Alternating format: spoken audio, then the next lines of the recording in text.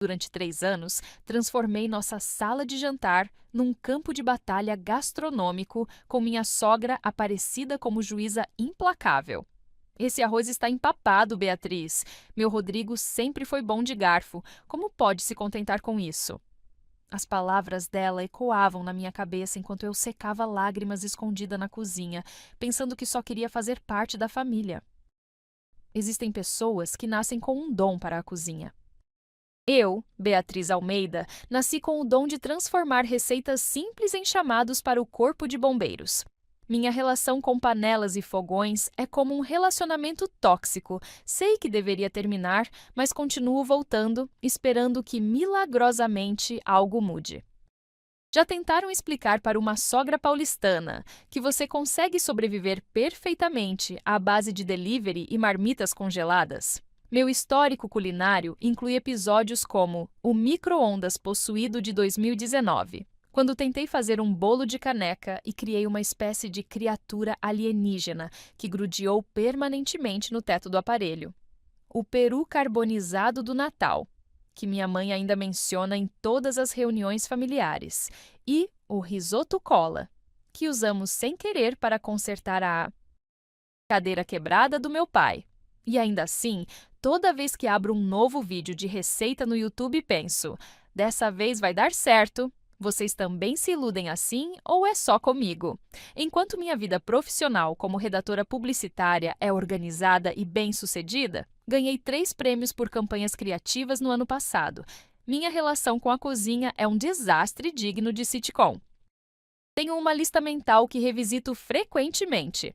5 razões pelas quais eu deveria ter nascido ricaça com um chefe particular. Número 1.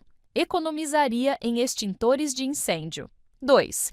Nunca mais ouviria aquele suspiro de desapontamento quando alguém prova minha comida. E o restante? Bem, digamos que tem a ver com não transformar minha cozinha em cenário de filme catástrofe sempre que decido ser adulta e cozinhar.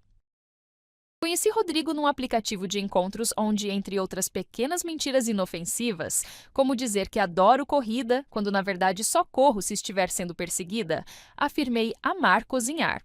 Pratos mediterrâneos são minha especialidade. Digitei com a confiança de quem mal sabe onde fica a Grécia no mapa. Para nosso primeiro encontro, ele apareceu no meu apartamento em Pinheiros com um buquê de girassóis e aquele sorriso que fazia covinhas nas bochechas. E fome. Muita fome. A verdade veio à tona quando, tentando impressioná-lo com um risoto de camarão, receita fácil segundo o vídeo que assisti 5 vezes, acabei com arroz cru boiando num caldo que mais parecia água de piscina com corante amarelo. Para minha surpresa, Rodrigo riu até chorar, pegou o telefone e disse: "Pizza marguerita ou calabresa?" Naquela noite, sentados no tapete da sala entre caixas de pizza e taças de vinho barato, ele confessou: "Minha mãe é obcecada por culinária, praticamente um general da cozinha. Cresci com medo de comer errado. É refrescante conhecer alguém que não se importa tanto assim." O que eu não sabia era que não se importar tanto assim seria testado em níveis olímpicos nos anos seguintes. 6 meses depois, Rodrigo me pediu em casamento num restaurante caríssimo em Moema, daqueles onde os garçons te olham torto se você não souber qual talher usar. Nervosa, derrubei vinho tinto na camisa branca dele bem quando o garçom trazia a sobremesa onde estava escondido o anel. Em vez de ficar bravo, ele apenas sorriu e disse: "Só você para tornar este momento inesquecível, Bia."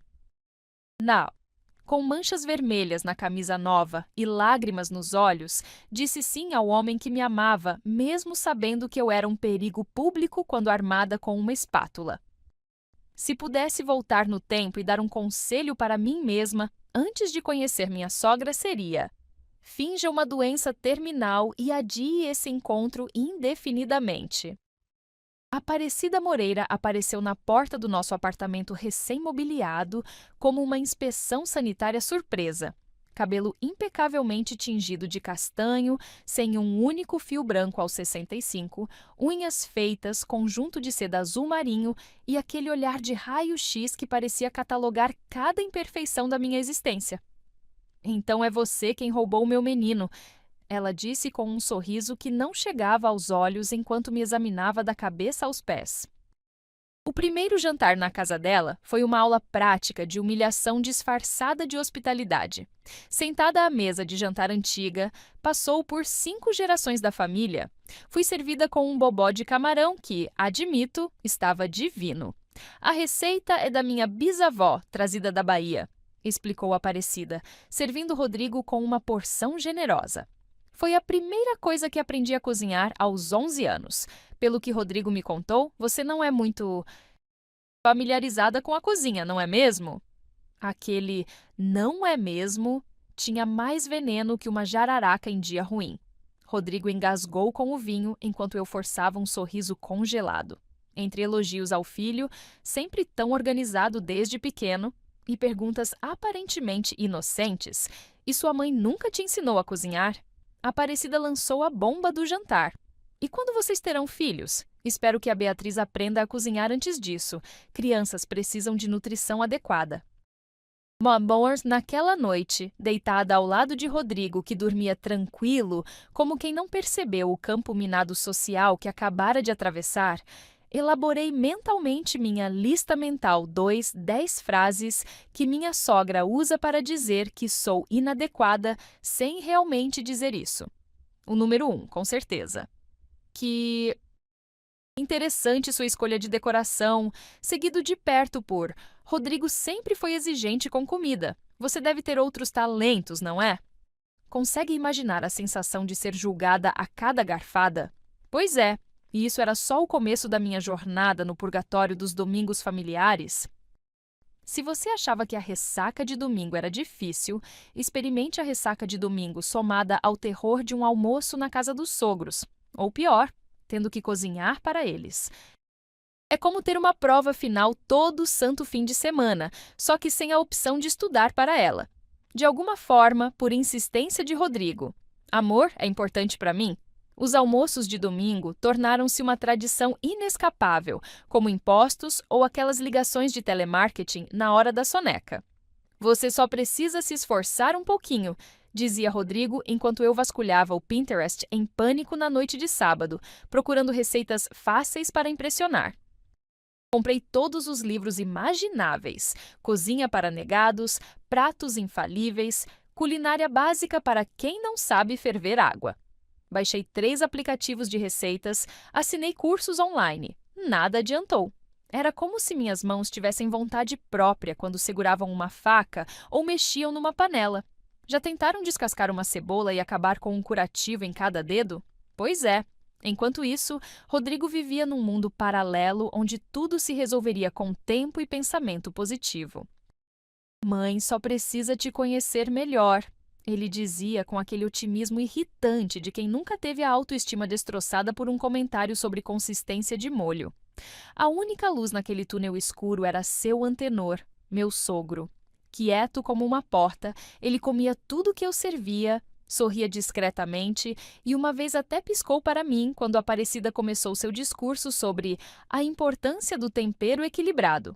Se alguém está lendo isso e tem um sogro legal, por favor, agradeça ao universo. Eles são mais raros que unicórnios. Se eu tivesse um álbum de fotos dos meus desastres na cozinha, seria maior que a Enciclopédia Britânica. O caso do frango com pau ficou conhecido como o Massacre da Serra Elétrica na família do Rodrigo. Foi minha primeira tentativa de culinária internacional para impressionar a sogra. Ficou carbonizado por fora, cru por dentro e com gosto de... Bem, sabem aquele filtro velho de cafeteira que ninguém limpa? Pois é, tinha gosto de café rançoso e até hoje não sei como. Depois veio o caso da lasanha que batizei carinhosamente de piscina italiana. O molho era tão aguado que quando Aparecida enfiou o garfo, esguichou na blusa de seda dela. Interessante sua interpretação do prato. Ela comentou enquanto limpava a mancha vermelha com guardanapo. Nunca vi nada igual. Rodrigo, meu cavaleiro em armadura não tão reluzente, engoliu 3 porções enquanto cochichava. Está ótimo, amor, entre dentadas heróicas. Mais tarde, vi ele tomando antiácido escondido no banheiro. Quem disse que romance está morto?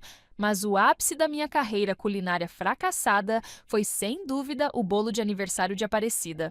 Passei 3 dias pesquisando, gastei uma fortuna em ingredientes importados e fiz exatamente o que o vídeo tutorial mostrava. Mesmo assim, quando ela soprou as velas, com aquele sorrisinho de quem já esperava o pior, o bolo simplesmente desabou, como um prédio em demolição, em câmera lenta, enquanto todos assistiam. Foi nesse momento que elaborei minha lista mental, 3 planos elaborados para evitar jantares dominicais. O número 1? Simular minha própria morte. Dramático? Talvez, mas naquele momento parecia mais fácil que aprender a fazer um bolo que não parecesse um desmoronamento geológico.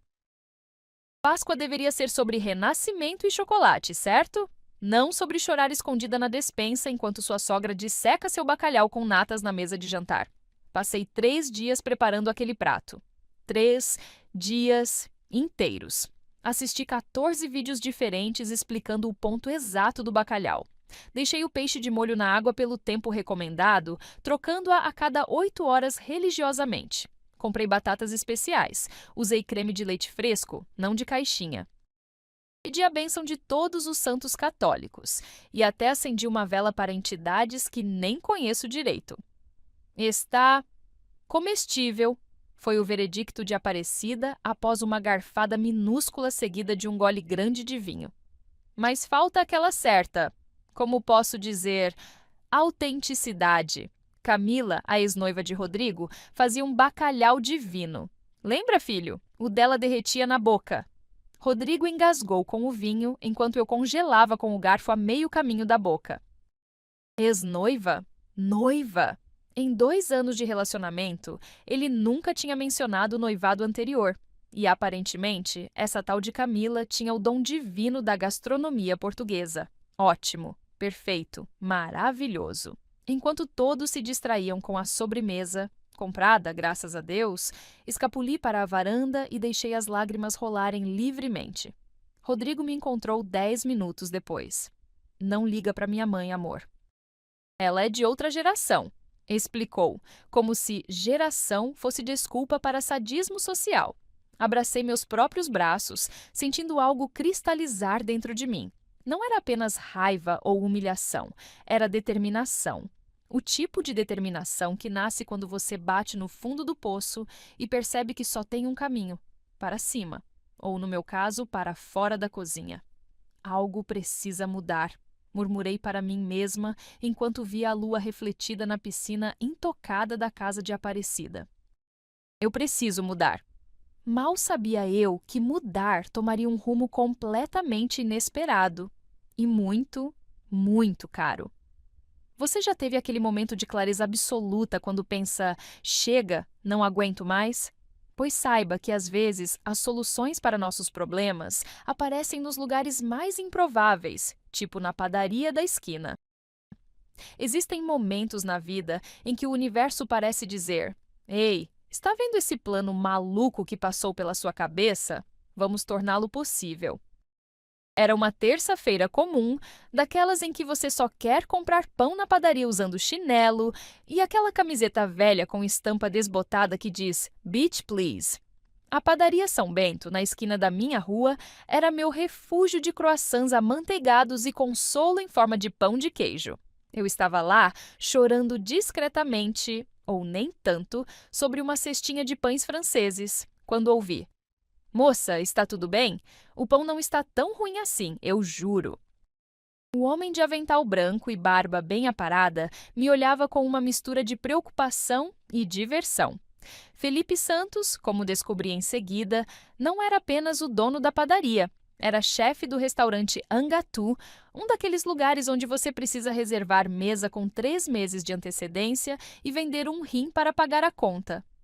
Não é o pão, expliquei entre fungadas nada charmosas.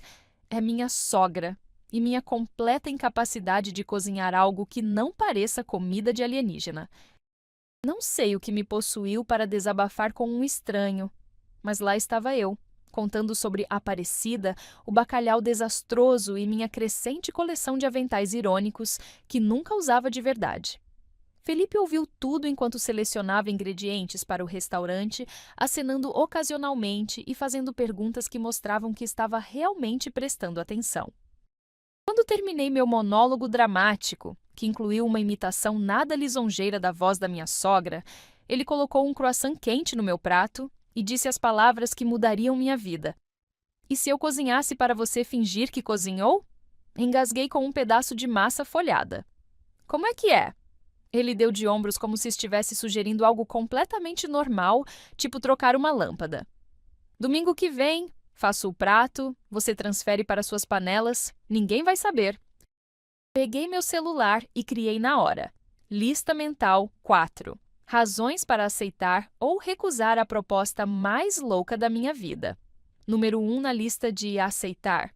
Eu finalmente veria Aparecida engolir não apenas a comida, mas também suas palavras. Nunca me considerei material para filme de espionagem, mas lá estava eu no domingo seguinte, agindo como uma versão desajeitada da Mulher Maravilha. A missão? Transferir um risoto de camarão com limão siciliano das embalagens do chefe Felipe para minhas panelas sem que Rodrigo percebesse. Timing era crucial. Mandei meu marido super urgentemente à farmácia buscar um remédio para dor de cabeça que eu não tinha, calculando precisamente os 15 minutos que levaria entre ida e volta. Não esquece de pegar fila no caixa preferencial, gritei quando ele saiu, comprando mais alguns minutos preciosos. Assim que a porta bateu, me transformei num furacão pela cozinha. Panelas estrategicamente sujas na pia para criar a ilusão de que foram usadas? Check. Casca de camarão e limão espalhadas na tábua de cortar? Check. Risoto impecável sendo transferido para minha panela Le Creuset, presente de casamento que só tinha sido usada como peso de porta até então? Check. Era como aqueles programas de TV onde a pessoa tem 5 minutos para redecorar uma casa inteira, só que com comida gourmet e o dobro de pânico. Como vou explicar esse cheiro maravilhoso? Pensei, olhando em pânico para a cozinha que normalmente emanava aromas de queimado, ou, na melhor das hipóteses, de nada. Ouvi a chave girando na porta exatamente quando terminei de esconder as embalagens no fundo da lixeira. Voltei, amor! Tinha uma fila enorme! Gritou Rodrigo. Ajeitei o avental, usado pela primeira vez, sujei um pouquinho de molho na bochecha como prova de trabalho árduo e mexi o risoto com uma colher de pau enquanto ensaiava mentalmente respostas para perguntas como: desde quando você sabe fazer isso? Ou por que nossa casa não está pegando fogo? O plano estava em movimento. Minha carreira de chefe fake tinha oficialmente começado. E se desse tudo errado? Bem, sempre poderíamos pedir pizza. De novo. A expressão no rosto de Aparecida quando provou o primeiro bocado do risoto foi algo que guardarei para sempre, junto com meu diploma da faculdade e minha coleção de ingressos de shows. Primeiro veio a desconfiança, aquele olhar de quem espera encontrar um grão de areia a qualquer momento.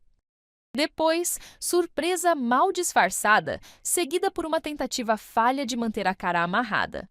E, finalmente, o mais doce dos momentos, está surpreendentemente bom, sussurrado entre dentes, como se as palavras estivessem sendo arrancadas com alicate.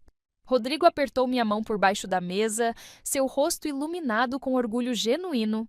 Eu sorri, sentindo-me simultaneamente vitoriosa e terrivelmente culpada. Uma vitória deveria ter sido suficiente, certo? Errado.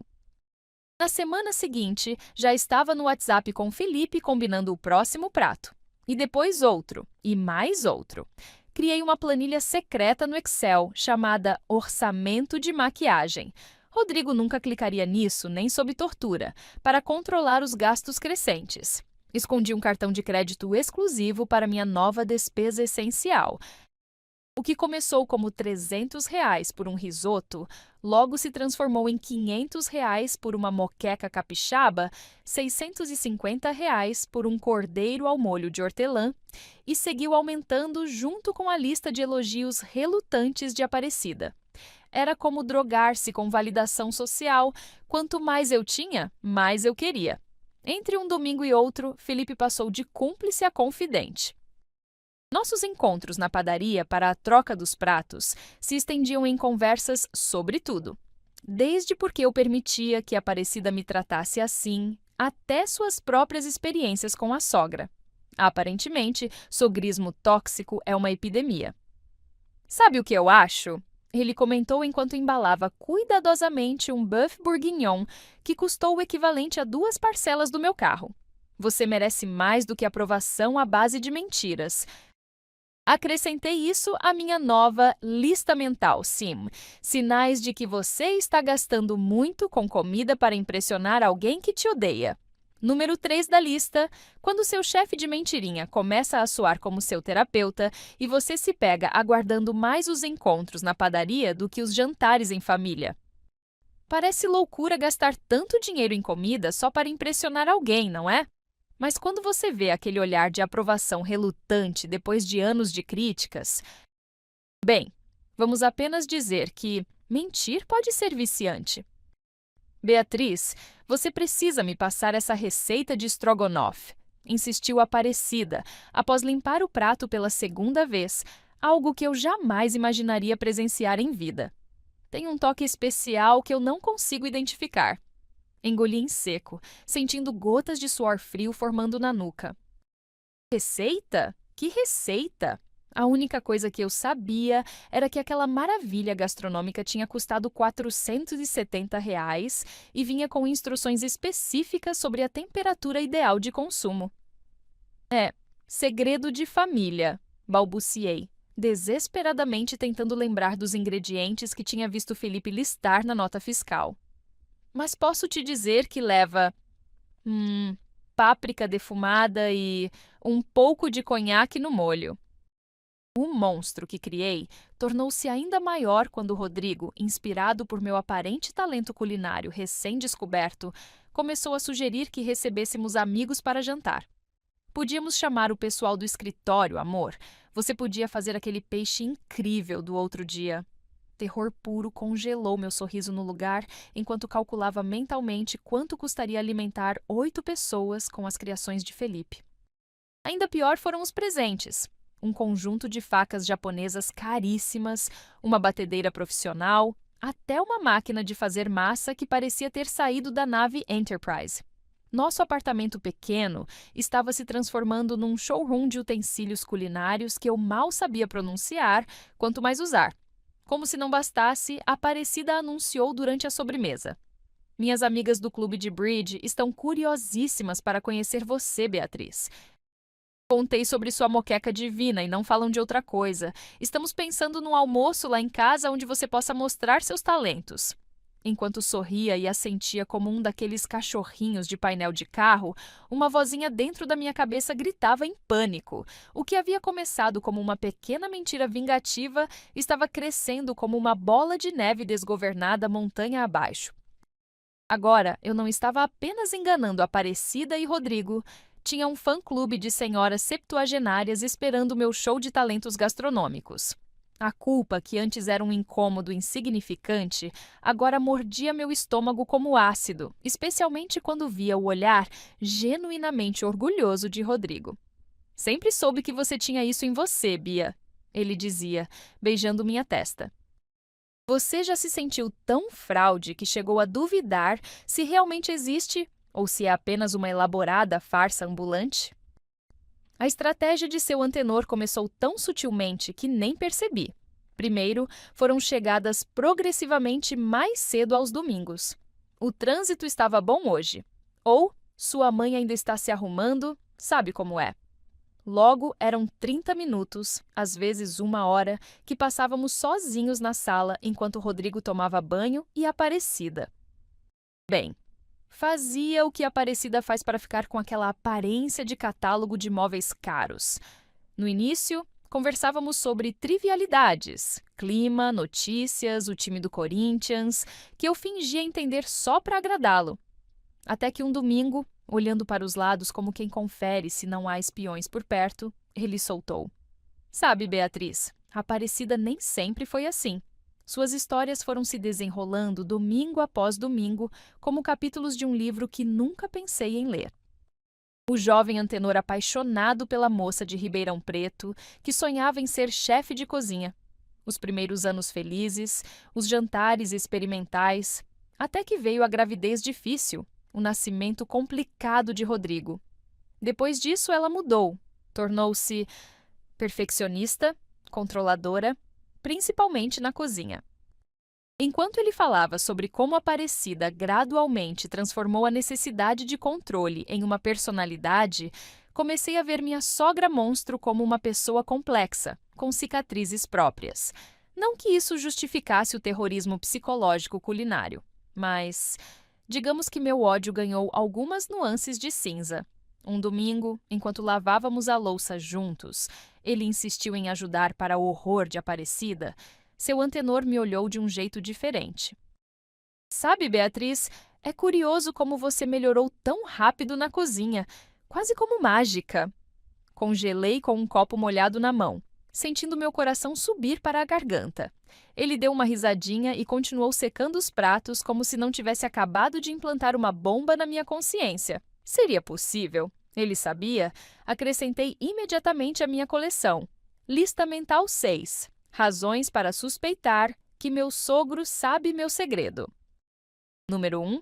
Aquele sorriso enigmático toda vez que a Aparecida elogia relutantemente minha comida. Número 2. O fato de que ele nunca, nem uma vez, me pediu uma receita. E número 3. O mais assustador. Ele parecia genuinamente gostar de mim, mesmo conhecendo meu histórico culinário catastrófico. Como alguém que assistiu ao vivo o massacre do purê de batatas, poderia acreditar na minha transformação milagrosa em chefe 5 estrelas. Você não é a fraude que pensa que é. Daí, foi assim que começou o primeiro bilhetinho de Felipe, dobrado cuidadosamente e escondido junto ao recipiente de creme brulee. A fraude é fingir que seu valor depende da aprovação dela. Fiquei olhando aquele pedaço de papel como se fosse um artefato alienígena.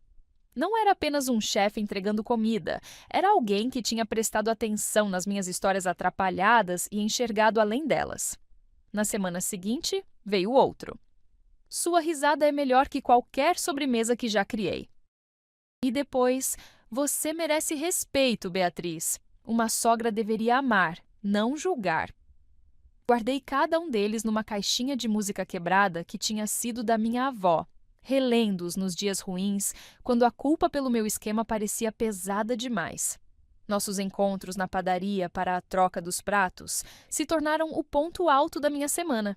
Felipe não era apenas bonito de um jeito despretensioso, com aquelas mãos de artista e barba sempre aparada. Ele me escutava de verdade. Conhecia meus cafés favoritos, lembrava das histórias que eu contava e sempre perguntava sobre aquela apresentação importante no trabalho ou se minha amiga Carol tinha conseguido o emprego que queria. Entre conversas sobre molhos e marinadas, descobri que ele tinha largado a faculdade de engenharia para seguir o sonho da gastronomia contra a vontade da família. Às vezes temos que decepcionar as pessoas para sermos fiéis a nós mesmos. Ele disse enquanto embalava uma torta de limão que faria qualquer confeiteiro chorar de inveja. Numa noite insone, enquanto Rodrigo roncava suavemente ao meu lado, peguei-me pensando se estava desenvolvendo sentimentos por Felipe ou apenas apreciando ser vista. Realmente vista, depois de tanto tempo sentindo-me inadequada. Era o clássico dilema. Estou apaixonada ou só gosto da atenção? E o mais importante, o que isso dizia sobre meu casamento? Rodrigo era um amor, mas será que ele realmente me conhecia? Ou estava casado com uma versão idealizada de mim, agora aprimorada por pratos de R$ 500 e uma confiança emprestada? Quando Felipe escreveu "Você brilha mais que qualquer prato que eu poderia criar", senti aquele frio na barriga que não sentia desde os primeiros encontros com Rodrigo. No meio do turbilhão de questionamentos éticos, financeiros e emocionais, uma coisa ficava cada vez mais clara. Eu não poderia manter aquela farsa para sempre. Algo teria que ceder. E esse algo, provavelmente, seria minha conta bancária. Já se pegou construindo um castelo de mentiras tão alto que fica com medo de qual andar vai desabar primeiro? Pois é. Eu também não imaginava que um simples jantar de Dia das Mães seria o vento forte que derrubaria tudo. Se existisse um Oscar para melhor atuação em um jantar familiar, eu seria a forte candidata após 6 meses de farsa culinária. O Dia das Mães se aproximava e a Aparecida tinha praticamente se convidado para comemorar em nossa casa. Já que você cozinha tão bem agora, querida. Planejei tudo com a precisão de um general antes da batalha. Decoração impecável, vinho selecionado, até comprei aqueles guardanapos de pano caros que ninguém realmente precisa. Só um pequeno probleminha. Felipe estava viajando para um festival gastronômico em Minas Gerais. Não se preocupe, ele garantiu pelo WhatsApp. Vou te indicar alguém de confiança. O alguém de confiança era Marina. Sou chefe de um restaurante premiado em Pinheiros e com preços que me fizeram engasgar ao ver o orçamento. Bobó de camarão para 4 pessoas? Fica em R$ 850. R$ 850! Era quase meu aluguel do carro. É um prato especial, explicou ela com aquele ar de quem acabou de voltar da França. Usamos camarões frescos, VG, azeite importado, dendê puro da Bahia. Concordei balançando a cabeça enquanto internamente calculava quantos pacotes de miojo eu poderia comprar com aquele valor. Mas era o Dia das Mães, e algo me dizia que este jantar seria diferente, importante, talvez até decisivo. Na noite anterior ao grande dia, ensaiei no espelho como explicaria a minha receita. É um segredo de família, aprendi com minha avó. O segredo está no tempo de cozimento do camarão. As mentiras saíam cada vez mais facilmente, como se fossem apenas outra máscara que eu colocava junto com o blush e o batom. Rodrigo apareceu no banheiro enquanto eu praticava, abraçando-me por trás. Está falando sozinha, amor? Perguntou com aquele sorriso que ainda fazia meu coração derreter, mesmo depois de 2 anos de casamento. Sorri de volta através do espelho, sentindo uma pontada de culpa tão aguda que quase confessei tudo ali mesmo. Só revisando a lista de compras? Menti. Mais uma para a coleção. Quando foi que me tornei tão boa nisso? Amor, que extrato é esse de R$ 850 no cartão? A pergunta inocente de Rodrigo, lançada enquanto ele tomava café numa manhã de sábado, quase me fez derrubar a xícara que segurava. Típico, você mantém uma operação secreta por meses e é pega por causa de um e-mail de extrato bancário. É, um equipamento novo para o trabalho? Respondi rápido demais. Campanha nova, precisava de um software especializado. Rodrigo ergueu as sobrancelhas. E por que não usou o cartão corporativo? Engoli em seco enquanto minha mente corria para fabricar outra mentira. Burocracia. Você sabe como é? Depois a empresa reembolsa. Note como as mentiras têm uma forma desagradável de se multiplicarem feito bactérias em pote de maionese esquecido na geladeira. O Dia das Mães finalmente chegou, trazendo consigo não apenas Aparecida e seu antenor, mas também uma surpresa que fez meu sangue gelar. Trouxe minha sobrinha Júlia para conhecer você. Ela acabou de se formar em gastronomia na França. Anunciou minha sogra na porta, apresentando uma jovem elegante que carregava uma garrafa de vinho caríssimo. Fantástico, maravilhoso, perfeito. Agora eu precisava fingir ser chefe perto de uma chefe de verdade. Era como tentar impressionar Beyoncé com seu karaokê de chuveiro. Júlia sorriu educadamente enquanto apertava minha mão. Tia Cida não para de falar sobre suas habilidades culinárias. Estou curiosíssima para provar esse bobó de camarão que ela tanto elogia. No meio do jantar, escusei-me para ir ao banheiro, onde tive um pequeno, enorme ataque de pânico. Sentada na tampa do vaso, respirava em um saco de papel enquanto tentava não hiperventilar. Júlia já tinha feito 3 perguntas sobre técnicas de preparo que eu mal consegui responder. Rodrigo parecia confuso com minhas esquivas, e a Aparecida sorria daquele jeito que parecia dizer: "Peguei você." Quando a descarga do banheiro ao lado soou, seguida por batidas suaves na porta. Quase pulei de susto. "Está tudo bem aí, minha filha?" A voz gentil de seu antenor era como um cobertor quente em dia frio. "Só um minutinho", respondi, tentando soar normal e não como alguém prestes a ter um colapso nervoso sobre um vaso sanitário. "Sabe", ele continuou através da porta, Às vezes, as melhores refeições são aquelas compartilhadas com honestidade. E então, silêncio. Fiquei olhando para a porta fechada, me perguntando se meu sogro era secretamente um monge zen disfarçado ou se realmente sabia mais do que deixava transparecer. De volta à mesa, o bobó de camarão de R$ 850 estava sendo servido entre elogios e taças de vinho branco. Até Júlia, a chefe francesa, parecia genuinamente impressionada. A textura está perfeita, ela comentou, analisando um camarão como se fosse uma joia rara. Você conseguiu equilibrar perfeitamente o dendê com o coco. Muita gente erra nisso. Sorri como se soubesse exatamente do que ela estava falando, enquanto mentalmente acrescentava dendê e coco, a lista de ingredientes que eu deveria conhecer. O vinho corria solto, relaxando o ambiente, e pela primeira vez em meses, permiti-me baixar a guarda um pouquinho. Talvez eu pudesse continuar com essa farsa para sempre. Talvez ninguém jamais descobrisse. Foi então que Aparecida, já na segunda garrafa de vinho, ergueu sua taça em um brinde improvisado. A minha nora, que finalmente aprendeu a cozinhar como uma verdadeira esposa para meu filho. Congelei com o garfo a meio caminho da boca. Uma verdadeira esposa? Como se meu valor fosse medido pela minha habilidade de refogar cebola. Como se todos os meus outros atributos, minha carreira, minha lealdade, meu amor por Rodrigo, não significassem nada comparados à capacidade de não queimar arroz? Naquele momento, um slideshow mental de todos os comentários maldosos dos últimos anos passou diante dos meus olhos. Esse frango está cru, querida! Ou é uma nova técnica? Rodrigo sempre foi de bom garfo, coitado. Na minha época, aprendíamos a cozinhar antes do casamento. Algo dentro de mim estalou como um elástico esticado além do limite. Talvez fosse o vinho, talvez fosse o acúmulo de meses de mentiras, ou talvez fosse simplesmente o fato de que eu estava cansada. Tão, incrivelmente, cansada. Aparecida sorria com aquela superioridade ensaiada em frente ao espelho. Rodrigo parecia orgulhoso demais para perceber o insulto nas entrelinhas, e Júlia, pobre Júlia, estava completamente alheia ao campo minado social em que havia caído. O momento perfeito para tudo desmoronar chegou como um trem desgovernado quando seu antenor, levantando-se para jogar fora o guardanapo, viu algo no lixo que não deveria estar lá.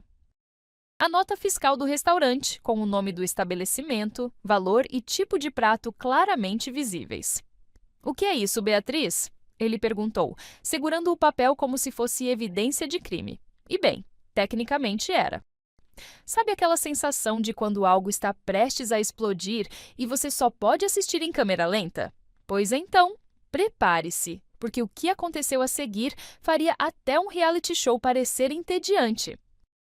Existem momentos na vida em que o tempo parece desacelerar e você consegue ver cada expressão, cada movimento em detalhes surreais. A nota fiscal passando das mãos de seu antenor para Rodrigo. Os olhos dele se arregalando ao ler Bobó de camarão, R$ 850, restaurante Caçarola Divina. O vinco de confusão formando-se entre suas sobrancelhas. Aparecida esticando o pescoço, curiosa como uma garça em busca de peixe. E Júlia, a pobre Júlia, assistindo a tudo como quem chegou no meio de um filme de suspense sem legendas. O silêncio na sala era tão denso que você poderia cortá-lo com uma faca de manteiga, que, aliás, eu provavelmente não saberia usar corretamente. Isso é um recibo de restaurante? A voz de Rodrigo estava controlada, mas eu conhecia aquele tom. Era o mesmo que ele usava quando encontrava uma multa de trânsito que eu tinha esquecido de mencionar. Engoli em seco, sentindo meu coração batendo nas orelhas. Poderia mentir novamente, inventar alguma história sobre pesquisa culinária, sobre ter pedido o prato apenas para comparar com o meu. Mas, de repente, todas as mentiras pareciam exaustas demais para serem sustentadas. Como um castelo de cartas atingido por uma brisa, minha elaborada fachada estava prestes a ruir completamente e, estranhamente, senti alívio. "Sim", respondi simplesmente. "É um recibo do bobó de camarão." "Deste bobó de camarão!" "Não estou entendendo." Aparecida intrometeu-se, pegando o papel das mãos do filho. Seus olhos se estreitaram ao ler o valor, depois se arregalaram comicamente. Você comprou a comida pronta? E fingiu que tinha cozinhado? Ela parecia simultaneamente horrorizada e encantada com o escândalo. Respirei fundo, sentindo um estranho calor surgindo no meu peito. Não era vergonha ou medo, mas algo parecido com libertação. Caminhei até a gaveta da cozinha e peguei uma pasta que havia escondido entre revistas antigas. Não foi só hoje, expliquei, jogando sobre a mesa dezenas de recibos organizados por data. Foi cada domingo, cada elogio relutante, cada finalmente aprendeu. Cada prato que você aprovou nos últimos 6 meses veio de um chefe profissional. Você mentiu para nós esse tempo todo? A voz de Rodrigo estava baixa, quase um sussurro, o que era muito pior do que se ele estivesse gritando. Seu rosto havia perdido toda a cor, como se tivesse visto um fantasma, ou pior, uma esposa em quem não podia mais confiar. Trocamos olhares e, pela primeira vez desde que nos conhecemos, senti um abismo entre nós. Um abismo feito de recibos caros e mentiras elaboradas. Não, respondi, surpreendendo a mim mesma com a firmeza na voz. Menti sobre a comida. Mas a mentira começou muito antes. Quando todos vocês decidiram que meu valor como pessoa, como esposa, dependia da minha capacidade de fazer um hooks perfeito. Aparecida engasgou com o vinho, um som meio ofendido, meio choque genuíno. Seu rosto oscilava entre tons de vermelho, como um semáforo defeituoso. Como você ousa? Depois de tudo que fiz para te aceitar na família? Era tão absurdo que quase ri. Tudo que ela fez para me aceitar? Como se fosse um favor, uma caridade me suportar, porque seu filho teve o mau gosto de se apaixonar por alguém que não sabia a diferença entre branquear e brasear. Ainda não sei, para ser sincera. O problema nunca foi a comida, Aparecida, respondi, sentindo anos de frustração transbordando. O problema era que você decidiu que eu não era boa o suficiente antes mesmo de me conhecer. E eu, como uma idiota, acreditei. O silêncio que se seguiu foi ensurdecedor. Júlia estudava intensamente sua taça de vinho como se contivesse os segredos do universo. Rodrigo olhava fixamente para os recibos espalhados, talvez calculando mentalmente quanto dinheiro eu havia gastado em minha elaborada farsa. Aproximadamente o preço de um carro popular usado, se você está curiosa. Aparecida parecia ter engolido um limão inteiro, seu rosto uma máscara congelada de ultraje. E eu? Eu me sentia estranhamente leve, como se tivesse largado uma mochila cheia de pedras que carregava há anos. É claro, essa leveza provavelmente duraria apenas até Rodrigo processar completamente o fato de que sua esposa era uma fraude gastronômica e tinha mentido descaradamente por meses. Mas ei, vamos aproveitar os pequenos momentos de paz antes da tempestade total, certo? O barulho da cadeira arrastando no piso chamou a atenção de todos. Seu antenor, que raramente elevava a voz acima de um murmúrio educado, estava de pé, o guardanapo de pano amassado em sua mão como uma bandeira branca desistindo da batalha. Seu rosto, normalmente plácido, tinha uma determinação que nunca havia visto antes. 40 anos, ele disse, sua voz calma, mas firme. 40 anos casado com você, Cida, e nunca disse nada. Mas hoje vou falar. A sala inteira pareceu prender a respiração. Aparecida olhava para o marido como se ele tivesse subitamente começado a falar em língua alienígena. Você acha que não percebi? Todas as vezes que criticou a comida da Beatriz, todas as vezes que fez comentários sobre como Rodrigo merecia algo melhor? Como se nosso filho fosse um rei que precisasse de uma serva perfeita, não uma parceira. Ele falava sem raiva, apenas com uma tristeza resignada de quem guardou algo por tempo demais. Fiz a mesma coisa que você fez com Beatriz. Comigo foi sobre meu emprego sem ambição, meu salário medíocre, meu jeito simples demais para sua família. E eu aceitei. Me calei, deixei você moldar nossa vida baseada no que os outros pensariam. Cada palavra parecia uma revelação, não apenas para nós, mas talvez para o próprio seu antenor. Então ele se virou para mim, seus olhos gentis encontrando os meus. Beatriz, não importa se você queima arroz ou compra do melhor restaurante. Meu filho é feliz, ou pelo menos era antes desse circo todo, e isso deveria ser suficiente. Ele então olhou para o filho, que parecia estar processando décadas de dinâmica familiar em tempo real. Rodrigo, sua mãe sempre quis o melhor para você, mas às vezes esquece que melhor não é perfeição, é felicidade. E com essas palavras, seu antenor caminhou calmamente até a porta. Vou esperar no carro, Cida, quando estiver pronta. A porta fechou suavemente atrás dele, mas o impacto de suas palavras permaneceu, pesado como concreto no ar da sala de jantar. Vocês já viram uma bomba nuclear emocional explodir em câmera lenta?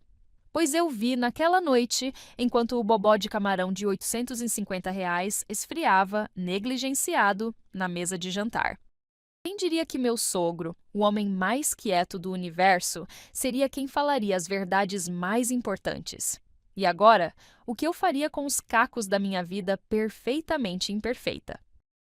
Existem vários tipos de silêncio. Há o silêncio confortável entre pessoas que se amam, o silêncio constrangedor de elevadores lotados e então há o silêncio que se instala depois que você revela ter gasto uma pequena fortuna enganando sua família. Esse último é denso, pesado e parece se esticar infinitamente no tempo e espaço. Após a saída dramática de meus sogros e a partida atrapalhada de Júlia, que provavelmente tinha material para meses de terapia depois daquele jantar, Rodrigo e eu ficamos sozinhos no apartamento que de repente parecia grande demais e pequeno demais ao mesmo tempo. Ele pegou um travesseiro e um lençol sem dizer uma palavra. O sofá da sala seria sua cama naquela noite. E na seguinte também. O telefone não parava de tocar. Aparecida alternava entre mensagens furiosas. Como pôde humilhar nossa família assim? Ameaças veladas. Rodrigo merece saber com quem realmente se casou. E, surpreendentemente, alguns momentos de vulnerabilidade quase inaudível. Nunca quis, só queria o melhor para ele. Rodrigo saía cedo e voltava tarde, evitando qualquer conversa além do essencial. Tem comida na geladeira, ele disse numa noite, com um toque de ironia amarga. Ou você prefere pedir algo? O comentário doeu mais que qualquer grito. Entre mensagens não lidas do trabalho e chamadas perdidas de amigos confusos, estava tentando descobrir como se recomeça depois que toda a sua vida implode espetacularmente. Na manhã do terceiro dia, uma batida na porta me surpreendeu. Não era Rodrigo. Ele tinha chave. Nem Aparecida, que certamente teria anunciado sua chegada com uma série de mensagens preparando o terreno. Era seu antenor, parado no corredor com um vaso modesto de violetas. Posso entrar, minha filha? Vestida com a mesma camiseta larga e calça de moletom que usava há 2 dias, cabelo num coque desgrenhado que não era propositalmente despojado, apenas triste, abri passagem sem dizer nada. Ele colocou as flores na mesa e olhou ao redor, notando os restos de comida delivery e a pilha de lenços usados. Sabe, ele disse finalmente, muitos casamentos sobrevivem a crises piores que um bobó de camarão contrabandeado. Foi a primeira vez em 3 dias que senti vontade de sorrir. Enquanto preparava um café para nós, percebi que havia inconscientemente criado uma nova lista mental. Lista mental 7. Como saber se seu casamento acabou por causa de um bobó de camarão? E, honestamente, nem eu sabia a resposta. Se existe algo mais surpreendente que descobrir que sua esposa é uma fraude culinária, deve ser se encontrar face a face com o chefe que possibilitou o esquema. Isso explica por que Felipe ligou em pânico. Beatriz, seu marido acabou de aparecer aqui no restaurante. O que eu faço? Meu estômago deu um nó triplo enquanto tentava imaginar o que estaria passando pela cabeça de Rodrigo. Vingança, curiosidade, um desejo insano de contratar Felipe para o próximo jantar familiar. Um pouco de humor negro sempre ajuda em crises existenciais, acredite. Apenas seja honesto, respondi, percebendo a ironia da situação. Eu, a rainha das mentiras culinárias, pedindo honestidade. O que eu não esperava era a ligação de Rodrigo horas depois. Conversei com seu amigo-chefe, ele disse, a voz neutra, impossível de ler. Interessante como ele te defende. Disse que você parecia desesperada, que chorava na padaria sobre como se sentia inadequada. Houve uma pausa longa. É verdade que minha mãe te fazia chorar quase todo domingo? A pergunta veio carregada de uma vulnerabilidade que raramente via em meu marido. Sentei na beirada da cama procurando palavras que não fossem nem mentiras, nem acusações. Sim, respondi simplesmente. Mas nunca te contei porque, bem, ela é sua mãe e você parecia tão feliz quando estávamos todos juntos. Não queria estragar isso. Outra pausa longa, apenas nossos respirando do outro lado da linha. Felipe me mostrou os bilhetes que mandava junto com a comida. Continuou Rodrigo, surpreendendo-me novamente. Ele disse que nunca houve nada entre vocês, apenas preocupação, que tentou te convencer a contar a verdade várias vezes. Fechei os olhos, lembrando dos pequenos papéis cuidadosamente dobrados, as mensagens de encorajamento, o apoio silencioso quando eu mais precisava. Ele também me contou sobre sua coleção de aventais nunca usados, sobre como você assistia vídeos de receitas mesmo sabendo que era um desastre na cozinha, só para tentar agradar. A voz de Rodrigo falhou um pouco. Por que você nunca me disse o quanto estava sofrendo? A pergunta pairou entre nós, carregada demais para uma simples chamada telefônica. Como explicar que, às vezes, quando amamos alguém, escondemos nossas feridas para protegê-los? Ou pior, que eu mesma não tinha percebido o quanto estava me afogando até encontrar em Felipe uma boia salva-vidas cara e culinariamente impecável. Quando a campainha tocou às 19h30, meu coração parecia querer escapar pela garganta. Havia convidado o Rodrigo para jantar, em nossa própria casa, o que tecnicamente não era um convite. Mas após uma semana dormindo separados, parecia necessária alguma formalidade. Passei o dia inteiro na cozinha, não com pratos elaborados de chefe, mas tentando, realmente tentando, fazer algo comestível com minhas próprias mãos. O resultado foi um espaguete à bolonhesa simples, ligeiramente desajeitado, mas feito com tanto cuidado que cada tomate havia sido escolhido individualmente no sacolão da esquina. Nada de exageros, nada de performances. Apenas uma mulher tentando cozinhar algo para o homem que amava, mesmo que esse algo tivesse 90% de chance de ser medíocre. Trouxe ingredientes, disse Rodrigo ao entrar, levantando uma sacola da feira. Pensei que poderíamos fazer a sobremesa juntos. Sorri hesitante, notando que ele disse poderíamos. Plural, colaborativo, uma ponte estendida sobre o abismo da última semana. Enquanto comíamos meu espaguete imperfeito, molho ligeiramente ácido demais, massa um pouquinho além do al dente, conversamos não sobre a farsa culinária ou sobre a Aparecida, mas sobre nós, sobre expectativas não ditas, sobre pressões silenciosas, sobre como às vezes amamos tanto alguém que esquecemos de mostrar nossas partes quebradas, nossas inseguranças. Deveria ter percebido, ele disse, brincando com o garfo. Ninguém melhora de desastre culinário para chefe premiado da noite para o dia, mas eu estava tão orgulhoso, tão feliz em ver minha mãe finalmente te aceitando que não quis ver. Depois do jantar, fizemos uma sobremesa simples juntos. Banana caramelada com canela, algo que nem eu conseguiria estragar completamente. Enquanto cortava as frutas, desajeitadamente, mas sem perder nenhum dedo, percebi que estava criando mentalmente uma nova lista. Lista mental 8. Como reconhecer quando alguém te ama de verdade. Número 1. Quando ele come seu espaguete medíocre e pede mais. Número 2. Quando te olha descascando banana como se estivesse realizando uma cirurgia delicada e sorri com ternura, não com pena. Número 3. Quando diz, vamos recomeçar, e você sabe que não está falando apenas de pratos ou receitas, mas de confiança, honestidade e aquele tipo de amor que sobrevive a revelações de fraudes culinárias de R$ 850. Entre risos desajeitados e dedos melados de caramelo, percebi que talvez, apenas talvez, nosso casamento não estivesse tão estragado quanto eu temia. Amassado nas bordas, certamente, mas ainda comestível, como uma torta que caiu no chão, mas ainda tem partes perfeitamente aproveitáveis. Engraçado como um simples espaguete imperfeito pode significar tanto, não é? Mas a verdadeira surpresa estava por vir. E usava sapatos italianos, e não tinha uma gota de maquiagem. Nunca pensei que veria a Aparecida Moreira sem maquiagem. Era como encontrar um unicórnio no metrô.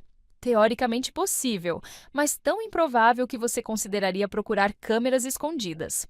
Porém, lá estava ela, parada na minha porta numa terça-feira chuvosa, cabelo preso num rabo de cavalo simples, olheiras visíveis, usando uma blusa comum que certamente não era de marca italiana.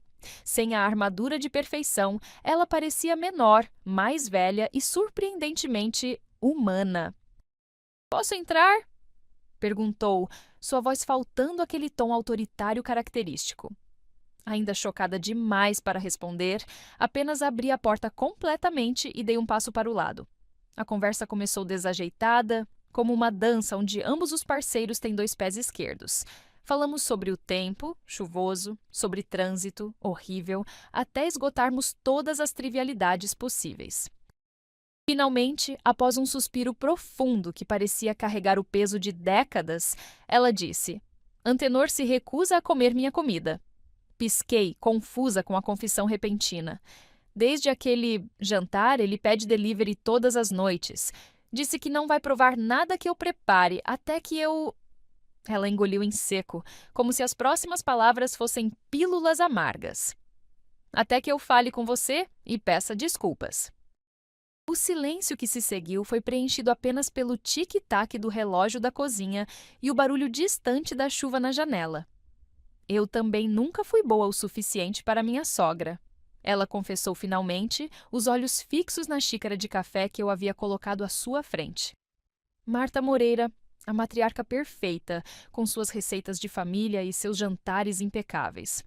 Aparecida soltou uma risada sem humor. Ela me chamava de a moça do interior, mesmo depois de 10 anos casada com seu filho. Jurei que seria diferente quando Rodrigo se casasse, que nunca faria alguém se sentir inadequada. Ela levantou os olhos encontrando os meus. E olha só o que eu fiz. Transformei-me exatamente no que mais odiava. Não sabia o que dizer. Era como descobrir que o monstro debaixo da sua cama tinha pesadelos com o próprio monstro debaixo da cama dele. Estendi a mão hesitantemente sobre a mesa, não completamente pronta para perdoar, mas talvez para começar a entender. "Que tal começarmos de novo?" sugeri. Sem bobós de camarão de R$ 850 dessa vez. E pela primeira vez vi a Aparecida sorrir sem aquela camada de julgamento. Apenas uma mulher cansada, aliviada por finalmente baixar a guarda. "Sério que ninguém aqui sabe a diferença entre Juliana e Brunoise?" O chefe Paulo, um senhor italiano de 70 anos com sobrancelhas expressivas e paciência infinita, olhava horrorizado para nossa família reunida na escola de culinária do mercado municipal. A ideia de aulas em grupo surgiu de Rodrigo num surto de otimismo redentor. "Se não podemos vencê-los, vamos todos aprender juntos." Aparecida parecia relutante inicialmente. "Não preciso de aulas, já sei cozinhar." Seu Antenor estava curiosamente animado e eu... Bem, eu apenas queria aprender o suficiente para não ser um perigo público com uma faca de chefe. O primeiro dia foi absolutamente caótico. Aparecida tentava dominar tudo. Rodrigo cortou o dedo tentando impressionar com técnicas ninja de corte que viu no YouTube. Seu Antenor revelou surpreendente destreza com legumes. Trabalhei num restaurante durante a faculdade. E eu consegui, de alguma forma incompreensível, incendiar uma tigela de salada. Sim, uma salada. O chefe Paulo passou metade da aula com a cabeça entre as mãos, murmurando em italiano o que suspeito serem orações por nossa salvação culinária. No final, produzimos algo vagamente parecido com ratatouille, se ratatouille fosse uma arte abstrata feita por crianças de 5 anos durante um terremoto. O mais surpreendente foi como continuamos voltando, semana após semana. Havia algo libertador em sermos todos igualmente desajeitados, até mesmo a Aparecida, que descobrimos ter sérias dificuldades com a precisão exigida pela confeitaria. Não precisa ser perfeito, mãe, Rodrigo dizia gentilmente quando ela se frustrava com a massa de seu mil-folhas. Só precisa ser gostoso. Aos poucos, a cozinha do chefe Paulo se tornou nosso território neutro, um lugar onde podíamos fazer bagunça, rir dos nossos erros e, ocasionalmente, criar algo realmente comestível. Um dia, enquanto todos nós trabalhávamos concentrados em nossos respectivos arroz caldoso, alguns mais caldosos que outros, percebi algo chocante. Eu estava me divertindo. Genuinamente, na cozinha, com facas afiadas e fogo aceso. O apocalipse certamente estava próximo. Domingos ganharam um novo significado na família Moreira Almeida. Não mais o campo de batalha culinário, mas sim um experimento coletivo onde cada um contribuía com algo.